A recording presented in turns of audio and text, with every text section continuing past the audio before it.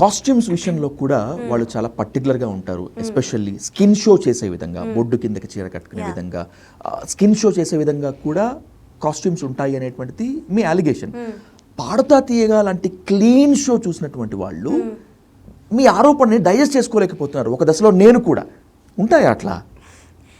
So first of all మీరు చెప్పింది correct. ఎవరు ఎక్స్పెక్ట్ చేయరు ఇంత ప్రెస్టీజియస్ షో నుంచి ఇలా అవుతుందా అని ఎక్స్పెక్ట్ చేయరు. That's the main thing.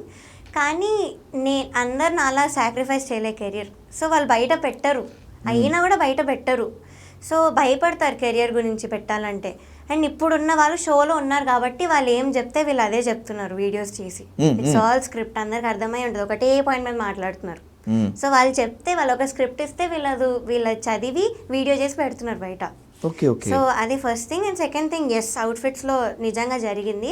And నేను ఏదో చెప్తున్నాను, నేను పొట్టి బట్టలు అన్నానంట. నేను ఎక్కడ అలా అనలేదు, పొట్టి లంగాలు ఇస్తున్నారు కింద అని చెప్పాను. సో అదొకటి నన్ను మళ్ళీ టార్గెట్ చేశారు. పొట్టి బట్టలు ఎక్కడుంది అసలు నీ ఫొటోస్లో? నీ ఫొటోస్ అన్ని రిలీజ్ చేశారు, దాంట్లో ఎక్కడ కనిపిస్తుంది అసలు, పొట్టిగా ఎక్కడుంది అని అడుగుతున్నారు. సో ఒకసారి మీరే చూడండి, ఊరు పల్లెటూరు అనే పాట, అది ఇంకా లాలు దర్వాజా లస్కర్, ఈ 2 పాటలు ఫొటోస్ మీరే చూడండి, నేను నారీలో కూడా పెట్టాను. సో ఊరు పల్లెటూరు అనేది చాలా పొట్టిగా ఉండింది, ఆ ఓణి కానీ ఆ కింద లంగా కానీ.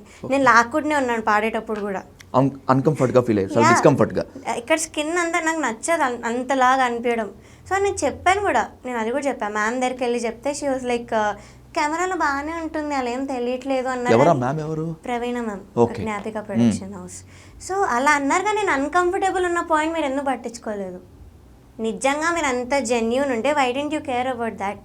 అన్కంఫర్టబుల్ అని చెప్పాను మీకు, మళ్ళీ నీ మనస్సాక్షికి తెలుసు అన్నారు. మీ మనస్సాక్షికి తెలుసు నేను వచ్చి మీతో మాట్లాడానని. సో దానికేం విట్నెస్ లేదు కాబట్టి మనం ప్రూవ్ చేసుకోలేకపోతున్నాం. అదే. సో అది. అండ్ ఇంకో పాటకు తగ్గట్టుగా ఇస్తున్నామని ఆవిడే చెప్పారు రీల్లో, ఫస్ట్ మాట అదే చెప్పారు. సో నాంపల్లి స్టేషన్ కాడి ఇది సాడ్ సాంగ్, సాడ్ లిరిక్స్ అంతా కూడా ఈ సొసైటీ గురించి చెప్పే పాట అది. వీడియోలో అబ్బాయి చింకి బట్టలు వేసుకొని ఏడుస్తూ పాడే పాట, దానికి మీరు డిస్కో డ్రెస్ ఎలా ఇచ్చారు? మరి పాటకు తగ్గట్టుగా అన్నారు కదా, చమ్కీ ఎలా ఇచ్చారు?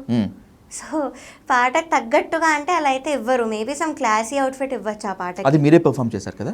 నేను పాడాను ఆ పాట. సునీత గారు కామెంట్ కూడా ఇచ్చినట్టున్నారు దానికి. అది కూడా వచ్చింది బయటికి. సో పాడాను, ఇక్కడంతా గుచ్చుకొని ఆ సెక్వెన్స్ అంతా ఇక్కడ టైట్గా ఉండి ఆ belt, it was very uncomfortable. పాడేటప్పుడు బ్రీదింగ్ తీసుకోవడం కూడా చాలా కష్టం ఉండింది నాకు.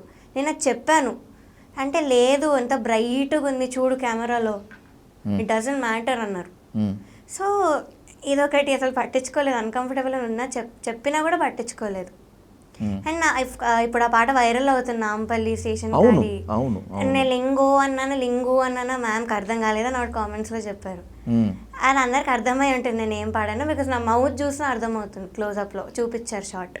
సో లింగో అనే పాడాను, లింగో కాబట్టి లింగో అనే పాడాను. సో అదొకటి. ఏం లేకపోయినా కొంచెం చెప్పడం కానీ ఇవన్నీ జరిగాయి జడ్జ్మెంట్లో కూడా.